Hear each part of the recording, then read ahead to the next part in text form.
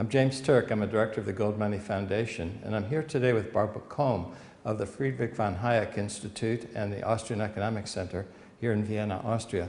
Barbara, it's a pleasure to be here with you today. I'd like to talk a little bit about the Hayek Institute first, and then also the Austrian Economic Center. Can you tell us a little bit about those two organizations? Well, with pleasure, thanks. Thank you, James. It's good to be here with you. First of all, our foremost task is to bring back the Austrians to Austria. You know, the Hayek Institute has the cradle here in Vienna, and it was also founded by Hayek himself 1 year before he passed away. But the big tradition that we have in Austria has been forgotten when all the Austrians had left in the 30s. Finally, now we have to bring it back, and this is our task, which we do, and we have become more successful with that in the past years. Mm-hmm. Is the Austrian Economic Center part of the Hayek Institute? Well, the Austrian Economic Center is a completely independent entity, and the Austrian Economic Center is operating internationally. We also do have a friends organization in the United States, whereas the Hayek Institute is just operating here in Austria, in Vienna, and the Austrian Center operates throughout Europe until the Far East, until Baku, Tbilisi, Istanbul, all these places. Wherever the internet reaches, that's where the Austrian Economic Center reaches then as well. That's true. What's the website for the Austrian Economic Center? The website is www.austriancenter.com. Center, C-E-N-T-E-R? Yes. .com, okay. Yeah. What has been the reception here in Vienna for the Austrian school? Well, is it making inroads again, or?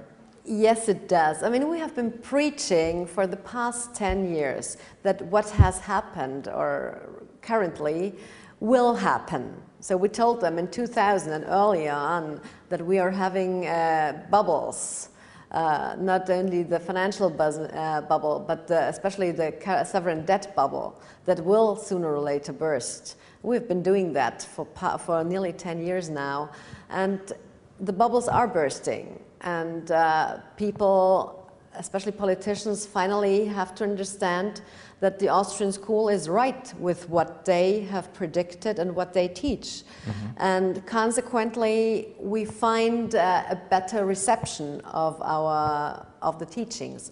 Are you also finding that in academic circles, or is it only in political circles so far? Unfortunately, academics still tend to believe in Keynesian economics and neoclassical economics. But I assume that sooner or later, due to the facts and figures that we are being faced with, academics in Europe will have to rethink. Mm-hmm. What about the population as a whole? Are people starting to inquire about the Austrian school and their line of thinking, or is the population pretty much still isolated from Austrian thought? Well, this is the good thing about the Austrian school and about the Austrian school of thought. It's down to earth. It's easy to understand. It has the individual as the key element. Mm-hmm. And this is what it is all about, individual freedom and our right to make our own decisions. And we don't like big government.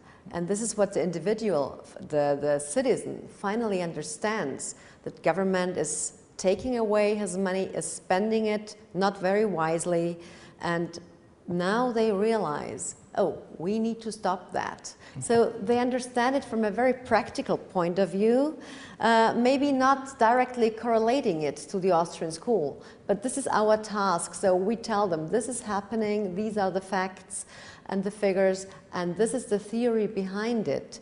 And combine the two of those things, and you will have a sound economy and citizens that are better off in the end. Yeah, you make a good point. You know, one of the things I always like to say is that the Austrian school is built on logic and common sense, not mathematical models. Exactly. You know, and after all, Mises, the title of his great book is Human Action, which is really what it's all about, you know, at the individual level. And I think, you know, if people are willing to look at a logical, common sense approach, it seems inevitable that the Austrian school will come to the forefront. What about media attention? You know, it would seem that, you know, given the fact that this is the birthplace of Austrian economics, that the media would be quite interested in the historical context.